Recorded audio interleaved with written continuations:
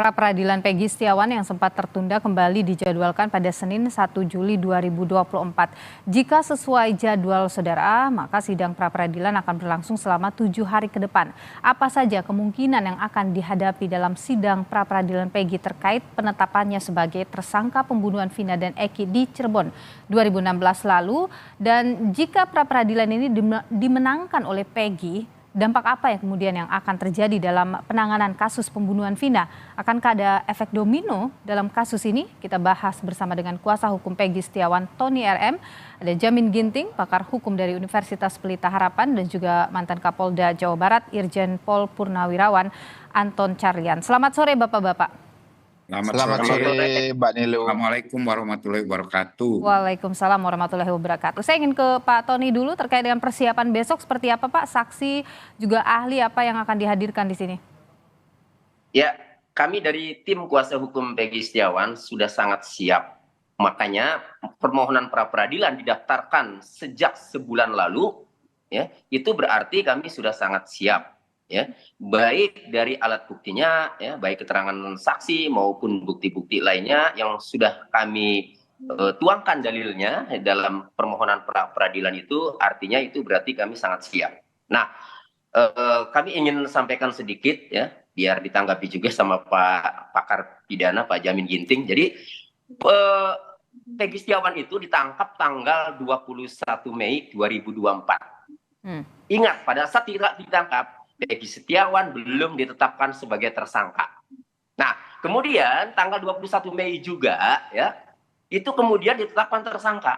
Ada surat pemberitahuan penetapan tersangka dan penahanannya. Nah, penyelidikan itu kan untuk serangkaian tindakan penyelidikan untuk mengetahui peristiwa pidana. Sementara penyidikan adalah serangkaian tindakan penyidikan untuk menemukan tersangkanya dengan menemukan minimal 2 alat bukti. Nah, ini ditetapkan tersangka dulu, ya. Kemudian alat buktinya ini dicari, ditangkap dulu, kemudian ditetapkan tersangka. Nah, maka kami ya dalam pra-peradilan ini kami akan menyoroti hal itu, ya. Kami juga penasaran alat bukti apa yang dimiliki penyidik, karena kami rasakan sebagai penasihat hukum Peggy Setiawan, penyidik mulai gencar mencari alat bukti setelah Peggy Setiawan ditetapkan tersangka. Itu esensi pra-peradilan yang akan kami bongkar nanti. Itu yang akan Anda bongkar nanti. Saya ingin ke Pak Anton Carlyan. Pak Anton, penyidik Polda Jawa Barat kan sudah memastikan ya, setelah sebelumnya mangkir mengatakan bahwa kali ini akan hadir begitu dalam pra-peradilan ini. Biasanya apa saja yang disiapkan begitu oleh penyidik untuk menjawab ataupun memberikan perlawanan dalam sidang? Biasanya adalah alat-alat bukti sesuai 184, 185 yang akan disampaikan di sidang pengadilan. Apakah benar tersangka Peggy Setiawan itu adalah pelakunya? Nah, di sini kami sudah tanyakan juga bahwa apakah Polda Jabar sudah siap? Sudah siap, Pak, katanya. Bahkan dari penguatan saksi-saksi saja yang asalnya 70 itu menjadi 17. Ada juga di sini adalah surat, ada petunjuk, bahkan keterangan ahli. Saya ingatkan berkali-kali karena fenomena di masyarakat. Awas loh, jangan salah tangkap. Kalau salah tangkap itu merupakan pelanggaran HAM yang mana kita sendiri sudah pernah belajar. Pelanggaran HAM bagi Polri.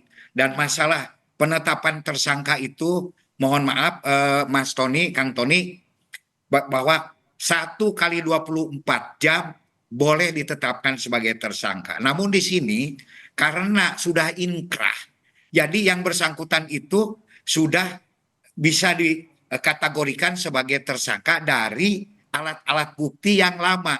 Karena dari keterangan para terdakwa yang lama pun juga sudah disebutkan PS itu, Peggy Setiawan. Nah justru makanya ada yang disita ijazah dan lain-lain gitu. Itu untuk memastikan bahwa yang ditangkap itu PS yang ini bukan PS yang lain atau yang ada di mana. Karena salah satu yang menjadi saksi itu adalah kawan satu sekolahnya. Oh iya, yang dulu melakukan itu PS yang dulu sekolah di SMP Cirebon misalkan SD ini. Nah makanya disitalah itu sebagai salah satu alat bukti. Dan ini pun juga sebetulnya merupakan mungkin Pak Ginting nanti bisa menyempurnakan dua proses of law, sistem pengawasan yang justru mengedepankan apa? Perlindungan terhadap para tersangka dan juga untuk membatasi tindakan kesenang-wenangan di dalam proses integrated criminal justice system. Inilah pra-peradilan yang ada di kita sesuai dengan pasal 77 KUHP. Jadi itu jelas Polda Jabar. Kenapa kemarin saya tanyakan juga, kenapa kemarin kok tidak hadir? Harusnya segera hadir. Bukan begitu, Pak. Kami sedang lebih menguatkan alat bukti yang kami tunggu yang memang sangat signifikan. Sehingga baru selesai ya pada hari Jumat Sabtu ini. Apa itu alat bukti yang sangat signifikan itu, Pak Anton? Wah, kalau dibuka di sini nanti. Oke. Nah, pokoknya nanti kita saksikan sama-sama. Kita hormati sama-sama. Mas Tony memang harus membela. Oke. Jadi juga, ya. Jadi kalau tadi yang disampaikan oleh Pak Tony soal alat bukti penetapan dilakukan terlebih dahulu baru kemudian polisi mengumpulkan alat bukti itu terbantahkan dengan karena sudah inkrah itu. Begitu ya, Pak Anton? Ya, betul saja. Namanya sudah DPO. Sudah DPO itu tidak mungkin DPO saksi.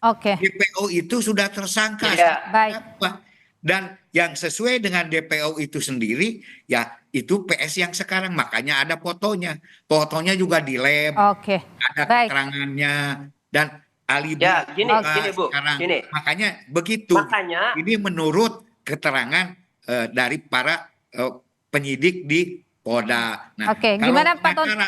Memang punya hak ingkar. Saya tahan di sana Pak Anton. Silakan Pak Tony. Karena memang tugas pengacara itu demikian. Tapi nanti kita buka di pengadilan sama-sama. Baik, Pak Tony silakan.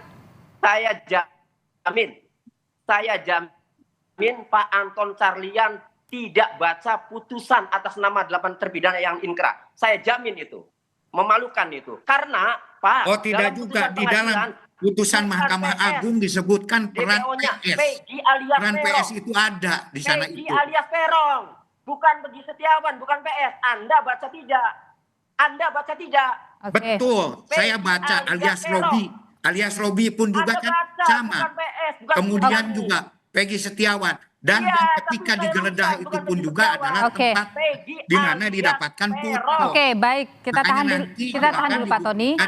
Pengadilan. Klien kami ini Peggy alias Peron, bukan. Klien kami itu Peggy Setiawan.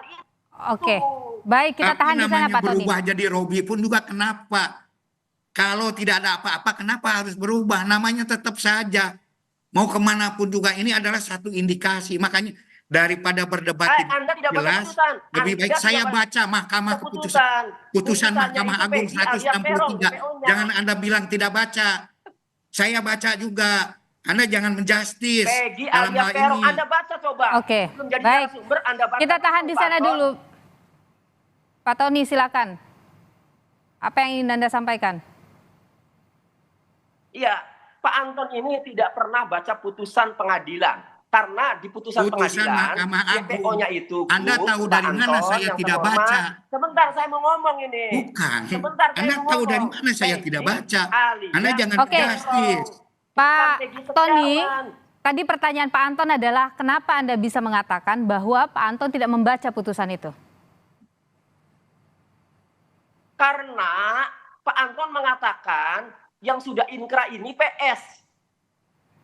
Bukan PS itu klien kami, Peggy Setiawan. Dalam putusan, Peggy alias Peron. Ingat, Peggy alias Peron. Bukan PS, bukan Peggy Setiawan. Baik, saya tahan di sana. Pak Anton, di sana tertulis Peggy alias Peron bukan terpidananya PS, tetapi di dalam berita acara setiap keterangan. Pak Tony, tahan dulu Pak Tony, biarkan Pak Anton menjawab dulu. Sementara yang ditangkap adalah Peggy Setiawan, ini orang yang berbeda. Pak Tony, tahan dulu.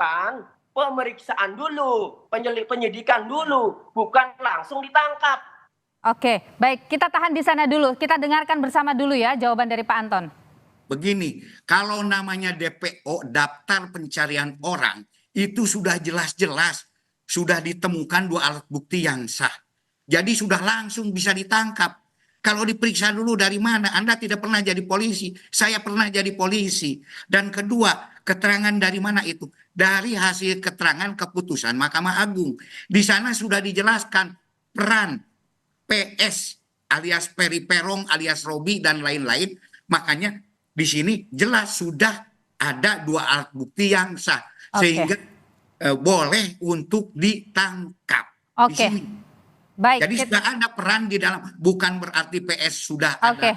Baik, kita tahan dulu di sana. Peran PS sendiri itu sudah jelas ada di dalam kelompok yang 11 yang waktu itu. Baik, di sini kita tahan di sana. Sebagai tersangka, bukan tersangka lagi, sudah ada PO. Kita tahan di sana Pak Anton. Pak Jamin, kalau ini persoalan identitas ya yang ditanyakan, baik Pak Tony, kita tahan dulu. Saya mau bertanya dulu ke Pak Jamin Ginting. Pak Jamin, ketika persoalan identitas yang tertulis itu di putusan Peggy alias Perong, kemudian yang tertangkap Peggy Setiawan, ini apakah bisa jadi salah satu peluang alat untuk kemudian perdebatan di persidangan pra peradilan?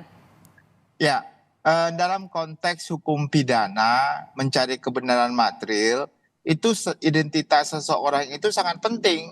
Bahkan dalam pelimpahan perkara ada foto, ada nama asli, dan identitas itu jangan sampai salah. Nah, itu yang esensial ya dalam konteks pidana. Makanya kalau ada keterangan dalam suatu putusan, apakah putusan itu sudah ingkrah menyebutkan nama seseorang, dia ikut serta melakukan tindak pidana. Anggaplah disebutkan dalam putusan itu disebutkan namanya Peggy alias Perong, begitu ya. Maka akan dicari Peggy alias Perong, bukan Peggy Setiawan. Kalau di kemudian hari ada keterangan lain yang mengatakan Peggy alias Perong itu adalah Peggy Setiawan, maka harus dicari keterangan-keterangan dari saksi-saksi lain, apakah benar Peggy Perong itu Peggy Setiawan. Kalau Peggy Setiawan, berapa orang yang namanya Peggy Setiawan di Cirebon yang terindikasi sebagai orang yang diduga melakukan bersama-sama pembunuhan tersebut. Harus diperiksa Peggy Setiawan beberapa orang begitu. Jadi bukan hanya tertuju kepada satu orang tertentu begitu. Nah, dari akhirnya akan ditemukanlah indikasi bahwa orang yang disebut Peggy Perong tadi atau Peggy Setiawan dengan dua alat bukti yang sah, dia dinyatakan sebagai orang yang patut diduga yang disebutkan oleh dalam putusan tersebut. Nah, itu harus ada alat bukti tersendiri karena ini kan pasal 340 ya, pembunuhan berencana. Jadi nggak bisa hanya cuma contohnya tadi itu ada bukti ijazah, ada bukti foto, enggak. Harus dibuktikan juga dengan scientific evidence. Contohnya di mana orang itu pada saat itu, kapan orang itu bersama-sama melakukan, kan ada bukti contohnya terkait dengan dia main HP di mana pada saat itu, atau ada indikasi CCTV atau komunikasi dengan pelaku melalui chat atau WA atau segala macam. Itu yang bisa kita dapatkan untuk membuktikan bahwanya Peggy Perong itu adalah Peggy Setiawan yang saat ini benar-benar dijadikan jadi pembuktian secara saintifik nanti dalam persidangan tentang apakah itu Peggy yang dimaksud, Peggy Perong ini adalah Peggy Setiawan yang sekarang, itu yang harus dibuktikan. Pak Tony, siapa saksi-saksi yang bisa menguatkan bahwa Peggy Setiawan ini bukanlah Peggy alias Perong yang dalam amar putusan itu? Kita akan jawab usai jeda berikut ini, tetap di Kompas Petang. Kembali perbincangan kita sore hari ini, saudara, masih bersama kami ada Tony RM, kuasa hukum dari Peggy, kemudian Jamin Ginting, pakar hukum dari Universitas Pelita Harapan, dan juga ada Irjen Pol Purnawirawan Anton Carlyan, mantan Kapolda Jawa Barat. Saya ingin ke Bung Jamin Ginting dulu. Bung Jamin, ketika misalnya dalam kasus ini dimenangkan oleh Peggy Setiawan, bagaimana dampaknya ini kemudian pada proses penyidikan dalam kasus Vina? Terkait dengan putusan pra peradilan, tentunya kalau nanti dinyatakan penetapan tersangkanya tidak sah, alasannya apa? Alasannya yang paling mungkin kan adalah tidak cukup alat bukti untuk menjadikan Peggy Setiawan ini yang saat ini ditersangkakan sebagai tersangka. Akhirnya berarti ada Peggy Setiawan lain atau Peggy alias Perong lain yang pelaku, yang DPO, bukan dia begitu. Atau masih ada alat bukti lain yang menurut pra peradilan ini kurang untuk dijadikan alat bukti. Nah ini harus dicari, atau proses penetapan tersangkanya tidak sah karena berdasarkan prosedur yang hukum acara yang ada tidak cukup 2 alat bukti sebagaimana dimaksud dalam pasal 184 tersebut. Dan indikasi itu kelihatannya ada. Kenapa saya bilang? Karena kemarin waktu jaksa penuntut Humas Jaksa menyatakan nggak bisa P21 karena memang kurang cukup alat bukti untuk bisa dinaikkan ke persidangan. Karena kan kemarin dikhawatirkan diterima P21 sehingga pra-peradilannya dinyatakan gugur begitu. Tapi realitanya jaksa menyatakan tidak cukup alat bukti. Kelihatannya relevan, tapi saya tidak mau mendahului. Tapi kita lihat aja nanti bagaimana upaya daripada Kepolisian Republik Indonesia untuk menyatakan kalau mereka benar-benar membeli 2 alat bukti untuk menetapkan tersangka. Analisa Anda kira-kira akan bagaimana nih jalannya persidangan ini? Saya melihat begini, kalau yang dihadirkan selama ini alat bukti yang disampaikan ke publik terkait dengan foto dan juga ijazah, saya sepertinya tidak yakin bahwa apa yang dijadikan tersangka ini benar-benar Peggy Peron yang disebutkan dalam putusan tersebut. Kenapa? Atau ya karena untuk menentukan seseorang itu ada di lokasi dalam suatu perbuatan pidana, tentu ditentukan dengan scientific evidence, Mbak Nilu. Artinya ada orang yang melihat dia ada di situ, atau ada koordinat dari suatu CCTV yang menyatakan dia ada di situ. Ada DNA, rambut, dia ada di situ. Atau ada saksi-saksi yang menerangkan, melihat dan mengalami sendiri bersama-sama dengan dia ada di situ. Kalau hanya satu saksi itu bukan saksi, ya.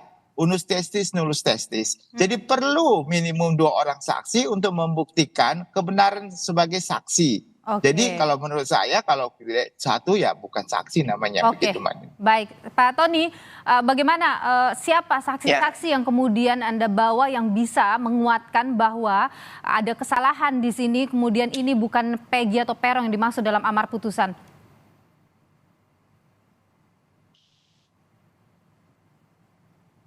Ya, itu tunjukkan ya. Jadi tuh ya, ini nih Peggy alias Peron, bukan Peggy Setiawan. Ini putusan Mahkamah Agung ya. Nah, sementara yang ditangkap adalah Peggy Setiawan. Silakan nanti bagaimana itu kok jadi Peggy Setiawan yang ditangkap. Saksi-saksi baik ya, saksi yang melihat Peggy Setiawan itu berada di Bandung pada saat kejadian, maupun saksi-saksi lain terkait dengan Peron ya, bahwa tidak pernah Peggy Setiawan dipanggil, tidak pernah Peggy Setiawan itu dipanggil Peron.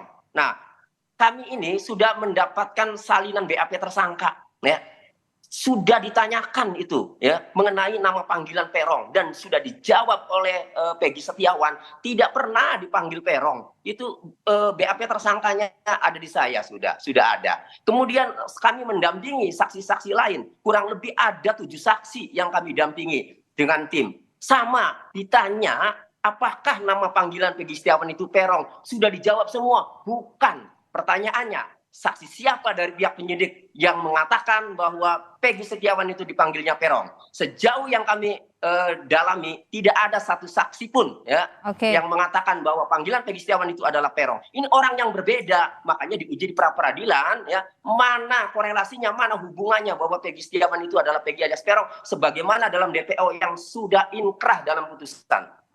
Jadi saksi-saksi ini adalah teman-teman dari Peggy, pihak keluarga itu? Betul, dan masih ada saksi, nanti lihat saja. Masih ada saksi ya yang memang belum kami munculkan. Ya. Dan itu nanti akan terang benderang nanti. Baik, Pak Anton, kalau misalnya Peggy Setiawan menang pra-peradilan ini, bagaimana ini? Polisi akan membawa kemana kasus ini? Yang jelas, kalau memang bukan Peggy Setiawan yang ini, berarti ya memang ada Peggy Setiawan yang lain. Nah, tentu saja dampaknya itu ya polisi harus mencari lagi DPO yang sebenarnya yang mana gitu kan. Dan juga ini juga akan berdampak pada apa? Ya, PS yang ini nanti boleh ganti rugi, boleh rehabilitasi dan lain-lain. Tetapi semua itu juga tadi harus dibuktikan di sidang pra-peradilan. Nah, bahkan termasuk saya tanyakan, apa betul waktu itu ada di sana? Pak, mohon maaf, Jenderal katanya. Alibi pun juga sudah kami dapatkan, ada petunjuk digital forensik dan juga ada saksi ahli.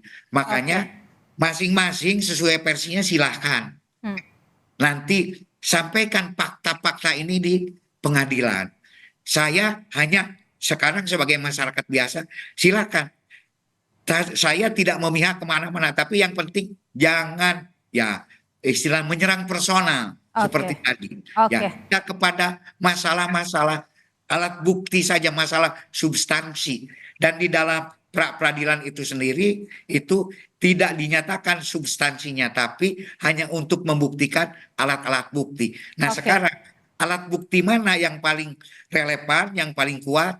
Apakah alat bukti yang didapatkan oleh Mas Tony sebagai pengacaranya, ataukah alat bukti yang didapatkan oleh kepolisian? Disinilah nanti kita akan uji criminal justice system ini di kita akan nantikan besok dalam persidangan pra peradilan. Semoga saja memang Polda Jawa Barat hadir ya dalam persidangan besok. Terima kasih Pak Anton Carlian, Irjen Pol Purnawirawan Anton Carlian, mantan Kapolda Jawa Barat. Terima kasih juga Bung Jamin Ginting, pakar hukum dari Universitas Pelita Harapan, dan juga Bung Tony RM, kuasa hukum dari Peggy Setiawan. Terima kasih sudah berbagi pandangan di Kompas. Terima kasih.